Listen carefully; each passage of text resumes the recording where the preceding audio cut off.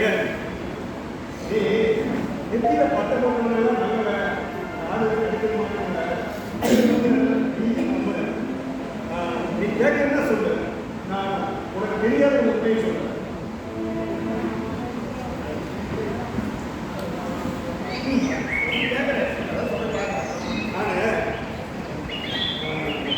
ராமோட நாட்டுக்கு போயிருக்கேன்.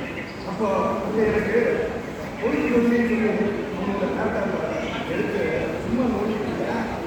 அப்போதான் எனக்கு ஒரு விஷயமே தெரிஞ்சு, அவன் இருக்கிற ரூம் எல்லாத்தையுமே கேமரா மாட்டி வச்சு அது லேப்டாப்ல வீடியோவாக இருக்கு. அங்கே வேற குடும்ப தம்பதிகள், காலேஜ் ஜோடிகள் எல்லாத்தையுமே அப்போ ஆபாசமாக வீடியோ எடுத்து அதில் பதிவு வச்சிருக்கேன்.